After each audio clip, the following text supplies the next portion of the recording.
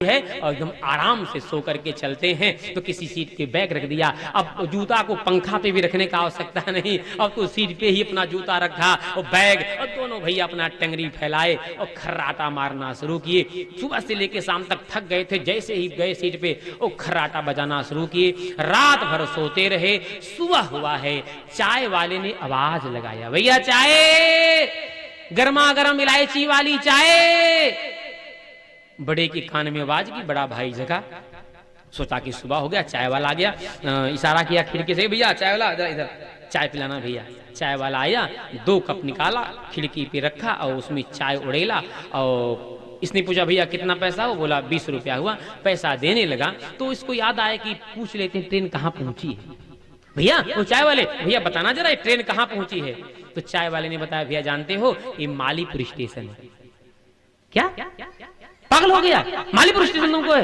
रात भर ट्रेन चली है, रात भर हम दोनों भैया खर्राटा मार के सोए, अभी रात भर ट्रेन चली भी मालीपुर पहुंचा है। ट्रेन तो शाम को मालीपुर आ गई थी। उसने कहा भैया ध्यान से देखो, ये मालीपुर ट्रेन है, मालीपुर स्टेशन है। उसने कहा पागल बने को, मालीपुर नहीं भैया, अरे ध्यान से देखो, बहुत आगे निकल गई होगी ट्रेन, ये भी मालीपुर थोड़ी बड़ी पड़ी है, देखो ध्यान से। चाय वाले ने कहा भैया हमको ध्यान से देखने की आवश्यकता नहीं है, नहीं रहते 24 घंटा, तुम ध्यान से देखो ये मालीपुर स्टेशन है। जब खिड़की से बाहर से निकाल के देखा तो मालीपुर स्टेशन लिखा था। उसने कहा भैया रात भर ट्रेन चली फिर भी यही मालीपुर में पड़ी रह गई। चाय वाले ने कहा लगा आपको लगता आपको पता नहीं, आप सो गए इसलिए पता नहीं चला। जानते हो कल जब शाम को ट्रेन यहाँ आई ना, तो ट्रेन आते ही जैसे बिजुल बजा खुलने का समय हुआ, उसी से ट्रेन की बोगी में सांप निकल गया था और सारे यात्री डर के मारे बोगी छोड़ के, डिब्बा छोड़ के भाग गए। गार्ड साहब देखे कि सब यात्री इसमें निकल गए, सांप कहीं एक से दूसरे बोगी में न चला जाए, इसलिए गार्ड साहब ने इस बोगी को काट के छोड़ दिया और बाकी ट्रेन लेके दिल्ली चले गए। अब आप बताओ ऐसी चतुराई करने से क्या मतलब, जब मालीपुर के मालीपुर में ही पड़े रह जाएं। तो भैया ऐसी चतुराई से कोई लाभ आने वाला नहीं है। वह चतुरता हमारी असली चतुरता है, जिस चतुरता से हमको परमात्मा मिल जाए, जिस चतुरता से भगवान मिल जाए। इसलिए चतुराई करना अच्छी बात है, लेकिन भगवान मिल जाए वह चतुराई करना अच्छा है। इसलिए निर्मल मन जन सो मोहि पावा, मोहि कपट छल छिद्र न भावा। इसी के साथ आज की कथा यहीं पे विराम लेती है। शेष कथा हम लोग कल के सत्र में श्रवण करेंगे। वैसे कथा तो भी बहुत बाकी थी, मैं सोचा था आज कुछ थोड़ा और बढ़ाऊंगा, लेकिन कल विलम्ब हो गया था, 6:30 6:15 हो गया था। तो हम सोचे कि इस लोग सोचें कि कल वाला महाराज जी को मन परका पा गए हैं, फिर आज कुछ और चले कि बंद करें। 5:30 तो बज ही गया, अभी आरती आने में समय है तो सुनाए दें। चलिए हमको क्या, हम तो चाह रहे सुना दें। ऐसा किसी की समस्या तो नहीं है ना, किसी को अर्घ दिलवाने नहीं जाना है ना, वो तो सब समय निकल गया, अब कहाँ कौन जाएगा। आइए 10 मिनट जब तक हमारे आदरणीय आचार्य जी लोग, आदरणीय वैदिक जी आरती के लिए पधार रहे हैं मंच पर, तब तक हम लोग एक आध प्रसंग और सुन लेते हैं। वृंदावन बिहारी लाल की जय, श्री राधा रानी की जय। एकदा क्रीडमानास्ते रामाद्या गोपद्वारका, कृष्णो मृदम भक्षितवान् इति मात्रे न्यवेदयन्। एक दिन भगवान अपने सखाओं के साथ खेल रहे थे। सखाओं से भगवान थोड़ा सा कुछ आपस में मनमुटाव हुआ है। सखा सब भगवान से नाराज होकर के दूर चले गए। भगवान को मौका मिला, एकांत मिला भगवान को। भगवान मिट्टी खाना शुरू किए हैं, मिट्टी भगवान खाने लगे। सखाओं को याद आया भैया सखई कन्हैया हम सबसे इतने दूर से, इतना देर से हम सबसे बिछुड़ करके बैठा है, उसको हम सबकी याद नहीं आती है। एक कैसा निर्दयी है कन्हैया, चलो हम लोग देखते हैं क्या कर रहा है। सखा जब देखने आए तो भगवान आराम से मिट्टी अपना नामू नामू कर रहे, मिट्टी खाए जा रहे। सखाओं ने कहा ओहो अब पता चला कि साहब का मन यहाँ काहे को इतना लगा है, ये मिट्टी खाने में लगे। अच्छा अच्छा अच्छा अच्छा लाला अब जाके मैया से बताते हैं, नहीं तो मिट्टी खाना बंद कर दो। भगवान ने कहा अपने मुख से मिट्टी खाए, तुम्हारे मुख से थोड़ी गा रहे, ये हमारी मिट्टी अपने मुख से अब खाने काहे तुम लोग परेशान हो। अगर तुमको बहुत परेशानी है तुम लोग मिट्टी बैठ के खाओ, हम आपको रोकने थोड़ी जा रहे हैं। सखाओं ने कहा बाबा एक तो मिट्टी भी खा रहा है, ऊपर से हम सबको मिट्टी खिलाने की बात करता है। अच्छा अच्छा बलराम भैया जरा देखो इससे बात करो। बलराम भैया बड़े भैया भी समझाए, लाला मिट्टी खाना बंद कर दो। भगवान नहीं बंद किए। भगवान बलराम जी ने कहा लाला अगर नहीं बंद करोगे तो मैया से जाके हम कह देंगे। भगवान ने कहा जाओ जिससे कहना हो मैया से, बाबा से, जिसको कहना कर दो, लेकिन हम बंद करने वाले नहीं है। अब सब सखा समझ गए कि मिट्टी भी खा रहा है और हम सबसे जबान भी लड़ा रहा है, तो माँ को शिकायत करना पड़ेगा। सब सखा मैया यशोदा के पास चले गए। तेरे लाला ने ब्रज रज खाई, यशोदा सुनु माई। हो तेरे लाला ने ब्रज रज खाई, यशोदा सुनु माई। हाँ तेरे छोरा ने माटी खाई, यशोदा सुनु माई। हो तेरे छोरा ने माटी खाई, यशोदा सुनु माई। अद्भुत खेल सखन संग खेलो, अद्भुत खेल सखन संग खेलो, छोटो तो माटी को ढेलो, छोटो सो माटी को ढेलो। गटके गटके गटकाई, यशोदा सुनु माई। गटके गटक गटकाई, यशोदा सुनु माई। वो तेरे लाला ने माटी खाई, यशोदा सुनु माई। तेरे लाला ने माटी खाई, यशोदा सुनु माई। तेरे छोरा ने ब्रज रज खाई, यशोदा सुनु माई। तेरे छोरा ने ब्रज रज खाई, यशोदा सुनु माई। सखाओं ने मैया को आको लाना दिया। मैया को पता चला क्या करे हो, कन्हैया मिट्टी खाया है। हाँ मैया सच्ची कह रहे, कन्हैया मिट्टी खाया है। माँ सोची कि अभी लाला कन मिट्टी खाना शुरू किया है और अभी अगर चल करके लाला को डांट दूंगी, समझा दूंगी, इसका आदत बिगड़ेगा नहीं। इसका मतलब कि बच्चा जब गलती करना शुरू करे बचपन में ही, तभी से बच्चों को संभालने की आवश्यकता है। बचपन में मत सोचे भी छोटा है अभी क्या करेगा, अरे छोटा छोटा बड़ा हो जाएगा पता भी नहीं चलेगा, जो नहीं वो कर डालेगा। इसलिए बचपन में ही बच्चे को संभाल के रखने की आवश्यकता है। हमारे यहाँ शास्त्र कहता है लालायत 5 वर्षाणी, बालक जब 5 वर्ष के हो तब तक उनको लाड प्यार करके बड़े आनंद के साथ रखना चाहिए। लेकिन 5 वर्ष से जब बड़े हो जाएं तो उनका फिर थोड़ा थोड़ा ताड़ना भी करना चाहिए। 15 वर्ष तक जब गलती करे तुरंत 2-4 घूंसा जमा दीजिए, हाँ आराम से। डर देखिए, वो माता पिता कौन जो बच्चा माता पिता की आंख देख करके डर ना जाए। मारने में उतना डर नहीं है, मारने में तो 1-2 बार मारेंगे फिर बेहया बन जाएगा, फिर मारते रहो कूटते रहो, क्या फर्क पड़ेगा। माता पिता के नेत्रों को देख करके बच्चा डर के मारे कांप जाए, वह माता पिता का भय है। तो बच्चों को बचपन में ही संभाल करके समझा बुझा करके, क्योंकि अगर हमारे बच्चे का बचपन सुधर गया ना तो युवावस्था उसकी चिंता करने का आवश्यकता नहीं है। बचपन है जिसका सुधरा जीवन बना उसी का, बचपन है जिसका सुधरा जीवन बना उसी का, बचपन है जिसका संभला जीवन बना उसी का, बचपन है जिसका संभला जीवन बना उसी का। खाना मौन रहना संकट को सहन करना, गम खाना मौन रहना संकट को सहन करना, गम खाना मौन रहना संकट को सहन करना, गम खाना मौन रहना संकट को सहन करना। यह गुण जिन्होंने सीखा रुतबा बड़ा उसी का, यह गुण जिन्होंने है जिसका संभला जीवन बना उसी का, बचपन है जिसका संभला जीवन बना उसी का। इसलिए बच्चों के बालक के अपने बच्चों का भविष्य अगर बढ़िया करना है तो उसके बचपन को संभाल दीजिए। अगर बच्चों का बचपन संभल गया तो विवाहावस्था संभालने की चिंता करने की आवश्यकता नहीं है। मैं ये अपने लाला को डांटने के लिए, समझाने के लिए, डराने के लिए कि इसका आदत ना पड़ जाए।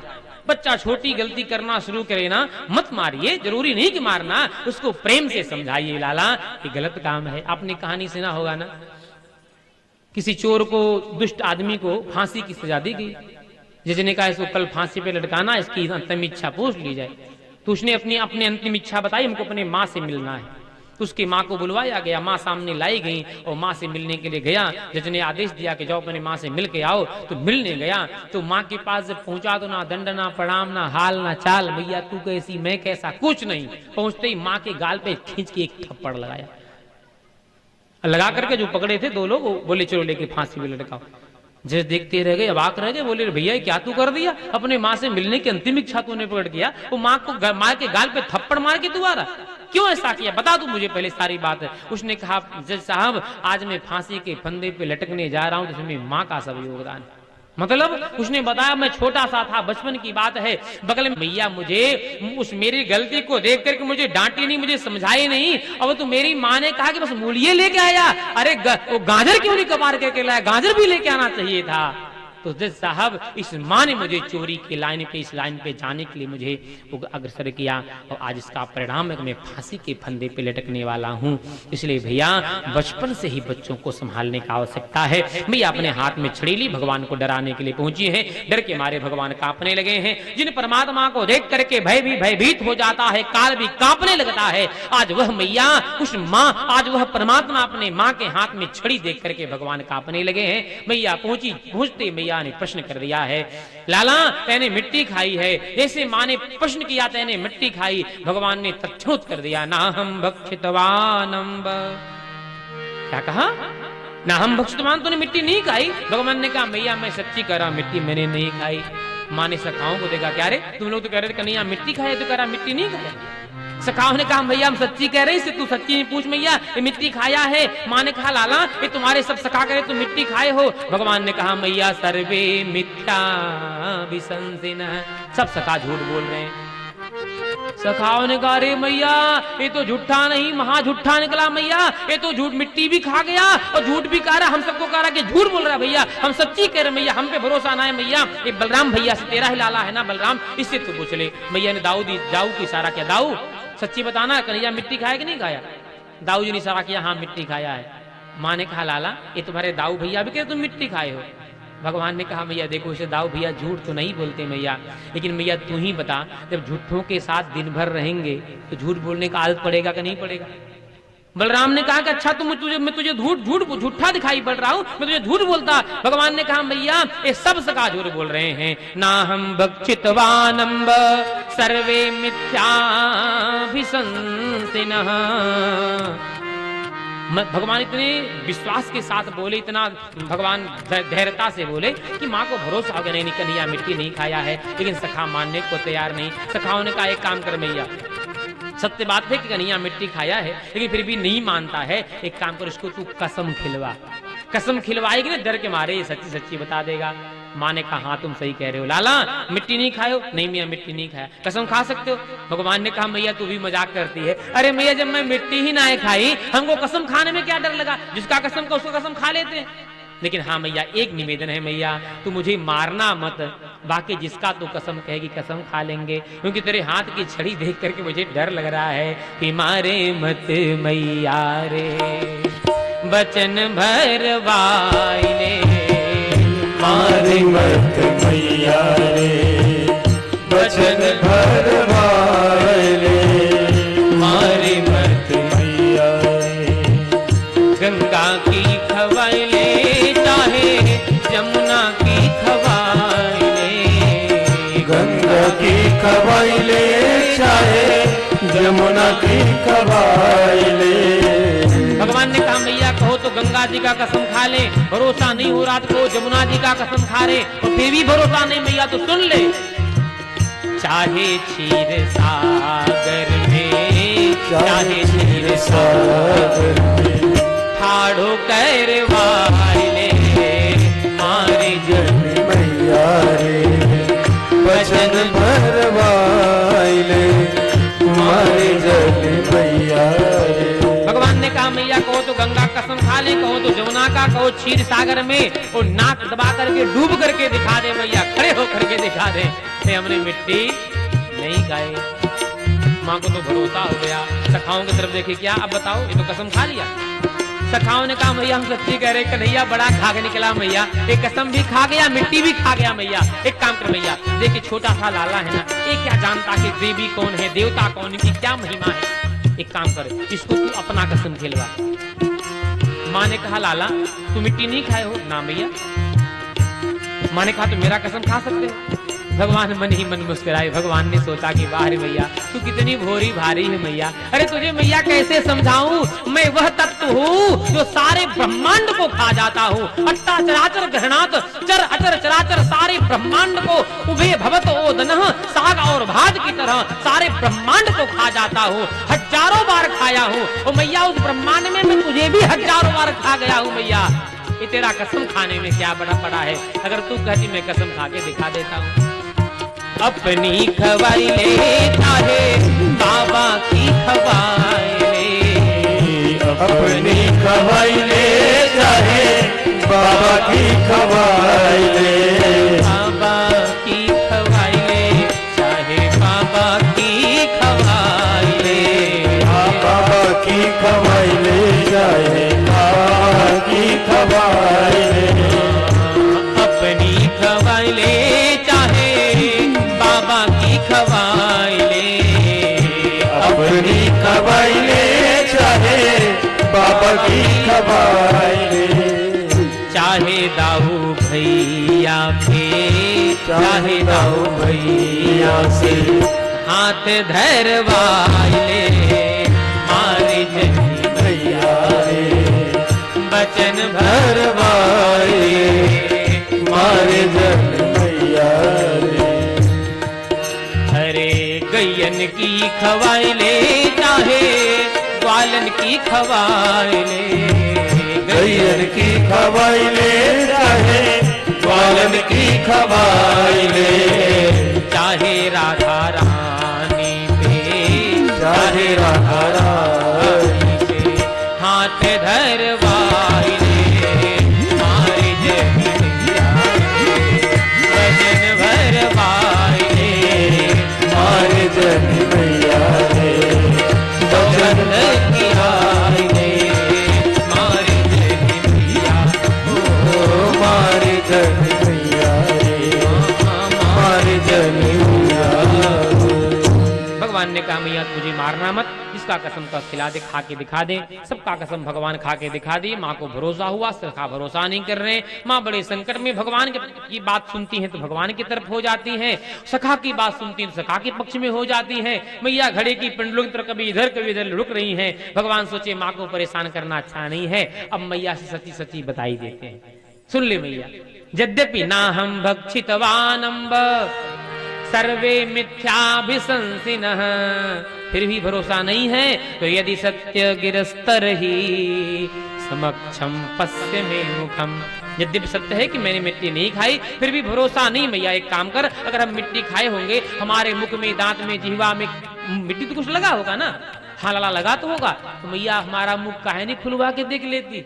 ओ लाला अब तो सच्ची सच्ची बताया है, सही सही सही, एक काम कर लाला अपना मुख खोल, मैं तेरे मुख को देखूंगी। भगवान ने अपना मुख खोला है और जैसे भगवान का मुख खुला है, छोटे से कन्हैया के छोटे से मुहड़े में मुख में अनंत अनंत ब्रह्मांड का दर्शन होना शुरू हुआ है। अनंत अनंत ब्रह्मांड, अनंत अनंत ब्रह्मा, अनंत अनंत विष्णु, अनंत अनंत रुद्र, अनंत अनंत सूर्यादि देवता, अनंत अनंत धरती, ये सब अनंत अनंत ब्रह्मांड का जब दर्शन होने लगा है, उस अनंत अनंत ब्रह्मांड में यह ब्रह्मद्रो ब्रह्मांड, इस ब्रह्मद्रो ब्रह्मांड में 84 कोष का ब्रजमंडल, जम्बू द्वीप में ब्रजमंडल, ब्रजमंडल में नंद बाबा का गोकुल, गोकुल के मध्य में बाबा का भवन, भवन के मध्य में आंगन, आंगन के मध्य में अमलार्जुन के वृक्ष के नीचे मैया भगवान का मुख खुलवाए हुए अपने आप को ही जब मैया भगवान के मुख में देखी तो मूर्छित होकर के मैया धरती पे गिर पड़ी। धड़ाम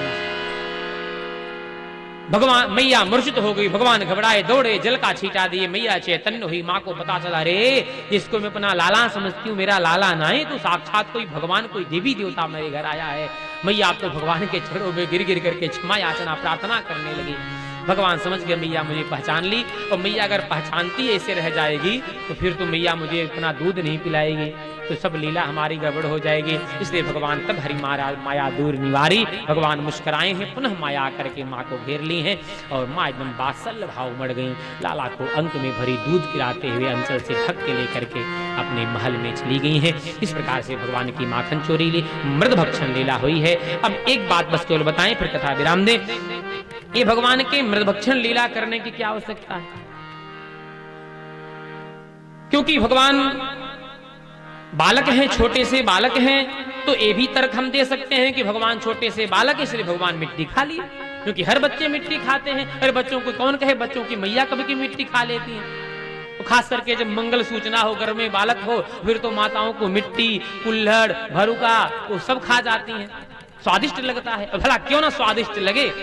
जिसको अपने जन्मभूमि का मिट्टी जिसको स्वादिष्ट ना लगे, वो भैया नमक हराम हो सकता है, वो गद्दार हो सकता है। जिसको अपने स्वदेश से, अपने जन्मभूमि की मिट्टी प्रिय ना लगे, वो भला कैसा हो सकता है। आज मानो भगवान बालक हैं, इसलिए बाल स्वभाव के नाते भगवान ने मिट्टी खा लिया, बात समझ में आती है। लेकिन भगवान बालक हैं, बाल स्वभाव के नाते मिट्टी खाते हैं, ठीक है। लेकिन भगवान बालक के नाते, बालक होने के साथ साथ भगवान भी तो हैं। भगवान परमात्मा, भगवान ब्रह्म हैं, तो ब्रह्म को मिट्टी खाने की आवश्यकता पड़ी। आइए आपको दो चार बात बताते हैं। भगवान गीता में कहते हैं, अर्जुन जन्म कर्मो चुमे दिव्यम।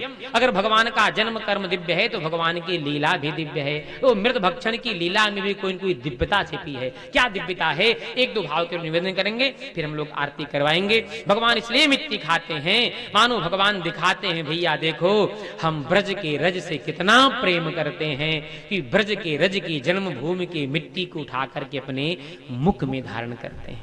भगवान राम कहते हैं ना कि जन्म भूमि मम पुरी सुहावनी।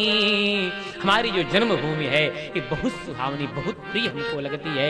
इसलिए भगवान की जन्मभूमि है ब्रजरज। ये ब्रज का जो ब्रज का मिट्टी है, ब्रज का रज है, ये भगवान के जन्मभूमि की मिट्टी है। इसलिए मानो भगवान अपने स्वदेश के, अपने जन्मभूमि की मिट्टी उठा करके अपने मुख में धारण करके मानो हृदय में भगवान धारण करते हैं। वो मानो ये शिक्षा देते हैं कि भैया अपने जन्मभूमि से सबको प्रेम, सबको स्नेह होना चाहिए। दूसरा भगवान कहते हैं कि अति प्रिय मोहि यहाँ के बासी, ब्रजवासी, अवधवासी, धाम के वासी जो होते हैं वो भगवान को अतिशय प्रिय होते हैं। तो ब्रजवासी भगवान को इतना प्रिय हैं कि मानो भगवान उन ब्रजवासियों के चरण के रज को उठा करके भगवान अपने हृदय में धारण करते हैं। कि देखो भैया संसार वालों, देखो अपने भक्तों से कितना प्रेम करते हैं, कि भक्तों के चरण के रज को उठा करके अपने हृदय में हम धारण करते हैं। इसलिए भगवान ब्रज के रज को, यानी भक्तों के चरण के रज को उठा करके अपने हृदय में भगवान धारण करे। चौथा भाव, भगवान इसलिए ब्रज रज खाते हैं, मानो भगवान कहते हैं देखो भैया अपने पत्नी से हम कितना प्रेम करते हैं। पत्नी मतलब ये मिट्टी धरती कौन है, ये भगवान की पत्नी ही तो है। विष्णु पत्नी नमस्तुभ्यम पादस परसम क्षमस्व में। सुबह उठते हम धरती को प्रणाम करते हैं, भगवान विष्णु की पत्नी बता करके उनको प्रणाम करते हैं। तो भगवान विष्णु की पत्नी ये धरती है। मानो भगवान कहते हैं कि धरती हमारी पत्नी है। तो देखो अपनी पत्नी को इतना स्नेह, इतना प्रेम करता हूं कि धरती के रज को, धरती के कण को उठा करके अपने हम हृदय में धारण करते हैं। जैसे हम अपने पत्नी को अपने हृदय में बैठा के रखते हैं, वैसे कलिकाल वाले सभी भैया पति लोग हमारी लीला को देख करके, सुन करके समझ लो। जैसे हम अपने पत्नी को हृदय में बैठा के रखते हैं, वैसे आप सब लोग भी अपने अपने पत्नी को हृदय में बैठा करके रखा करो कि मत रखा करो। पति लोग तो सोच रहे होंगे हे भगवान, एक तो पहले से सिर पे सवार भाई घूम रही हैं लोग, अब तो कह रहे हैं कि हृदय में बैठा करके रखो। अभी क्या कुछ बाकी था क्या जो हृदय में बैठाने को शेष रह गया? अच्छा भैया सच्ची बताइएगा, अगर पति हृदय में नहीं बैठाएगा तो कौन बैठाएगा? हो जिस पति के लिए अपना सब कुछ त्याग करके अपने पति के घर चली जाती हैं, माता को छोड़ दिया, पिता को छोड़ दिया, बंधु बांधवों को, भैया को, भाभी को, फूआ को, फुप्पा को, मौसी को, मौसा को, नानी को, नाना को, अरे छोड़िए, अपने गोत्र को बदल दिया, अपने गोत्र तक का त्याग कर दिया। जिस गोत्र में माताएं पैदा होती हैं उस गोत्र उनका तभी तक रहता है जब तक उनका कन्यादान नहीं होता है। जिस दिन पिता कन्यादान कर देता है वर के हाथ में, अपने पिता के गोत्र को भी बदल देती है, त्याग कर के अपने पति के लिए हो जाती है। जिस पति के लिए अपने गोत्र तक का, जिस गोत्र में पैदा हुई, जिस कुल खानदान में पैदा हुई, उस कुल के गोत्र को भी बदल त्याग देती है। भला अब भी पति अपनी पत्नी को हृदय में नहीं बैठाएगा तो कहां बैठाएगा भैया? और हमारा शास्त्र भी कहता है यत्र नार्यस्तु पूज्यन्ते रमन्ते तत्र देवता। जहां पे माताओं का, नारियों का सम्मान है वहीं पे देवताओं का भी निवास है। इसलिए भैया सब लोग अपने अपने हृदय में बैठा के, आप सबके पक्ष की बात लोगों को कह दिए हैं, अब नहीं करेंगे तो कल आप लोग इनसे निपटिएगा। आप लोग वृंदावन बिहारी लाल की जय। श्री राधा रानी की जय। इसलिए भगवान अपनी पत्नी को धरती को प्रेम करने का दिखाने के लिए मानो भगवान हृदय में बैठा करके रखते हैं। जिनको भाव अच्छा लगा बहुत अच्छी बात, जिनको नहीं लगा उनके लिए दूसरी बात बता करके वाणी को विराम देंगे। भगवान इसलिए भी मिट्टी खाए, मानो भगवान दिखाते हैं। देखिए जिस समय भगवान ब्रज में प्रकट होकर के लीला कर रहे हैं ना, तो भगवान के साथ जो प्रकट हुए भगत हैं, बंदर भालू गोपी ग्वाल, ये जितने लोग हैं जानते हैं सब कोई साधारण नहीं है। अरे भैया, जिन भगवान का दर्शन, जिन भगवान का नाम लेना मुश्किल है, जन्म जन्म मुन जतन कराही अंत राम कहीं आवत नाही, जिन भगवान का नाम भी मुश्किल हो जाता है, अंत में नहीं आ जाता, उन भगवान के साथ एक गोपी ग्वाल इतनी बड़ी बड़ी लीला कर रहे हैं। जो भगवान अनंत ब्रह्मांड का स्वामी है, उस परमात्मा को, उन भगवान को एक गोपियां ताही अहीर के छोहरियां छचिया भर छाछ पे नाच नचावे, उनको साड़ी पहना के लहंगा चुनरी पहना करके भगवान को माल मार करके मारे गुलुच्चा गाल लाल के भगवान को गाल पे लाल करके मार मार के भगवान को नचाती है, कब तब जाके मट्ठा पिलाती हैं। ये भगवान, ये गोपियों को जो सुख मिल रहा है, ये किसी साधारण को मिल सकता है क्या?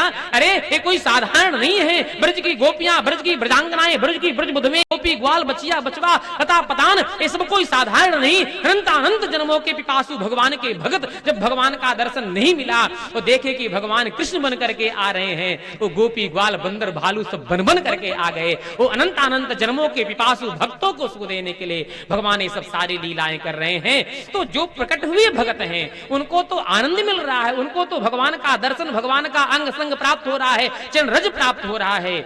लेकिन भगवान के कुछ ऐसे भी भगत जीव भक्त हैं जिनकी इच्छा भी पूरी नहीं हो पा रही है। वो कौन? वो उदरस्त अनंत ब्रह्मांड के जीवों के मन में भी कामना हुई कि अगर हम भी बंदर भालू गोपी ग्वाल बन करके आए होते तो हमको भी भगवान के चरण का रज मिल जाता। आप कहेंगे इतना जीव कहां से आ गए? उदरस्त मतलब अभी आपने कथा सुना, भगवान मुंह खोले अपना तो भगवान के मुख में अनंत ब्रह्मांड, अनंत देवी देवता सब दिखाई पड़ा। तो अनंत ब्रह्मांड भगवान के उदर में ही तो भरा पड़ा है। तो उदरस्त वो जीवों के अंदर में यह भाव हुआ कि हमको भगवान का चरण रज मिल जाए, या भक्तों का रज मिल जाए, या ब्रज का रज मिल जाए। तो इसलिए भगवान उन उदरस्त जीवों को सुख देने के लिए परमात्मा ने ये ब्रज रज की लीला किया है। भगवान ने मिट्टी खाई है और उदरस्त अनंत ब्रह्मांड के जीवों को भगवान ने सुख दिया है। इस कारण से भगवान की मृद भक्षण लीला हुई है। तो यहीं पे वाणी को विराम, शेष कथा हम लोग कल के सत्र में सुनेंगे। कल भगवान के विवाह उत्सव की कथा हम लोग श्रवण करेंगे। अभी बहुत सारी कथाएं बाकी हैं। उलूखल बंधन लीला और अघासुर के वध की लीला, ब्रह्मा के मोह का खंडन, उसके बाद कालिया नाग मान मर्दन लीला, रास लीला, चीरहरण लीला, कंस वध इत्यादि बहुत सारी कथाएं भी बाकी हैं। तो जितनी ठाकुर जी की कृपा, जैसे कृपा, कल हम लोग सारी कथा सुनते हुए भगवान के विवाह की कथा, रुक्मिणी और कृष्ण विवाह उत्सव कथा हम लोग श्रवण करेंगे। आप सभी लोग सादर आमंत्रित हैं, अधिक से अधिक संख्या में पधारें और बारात में शादी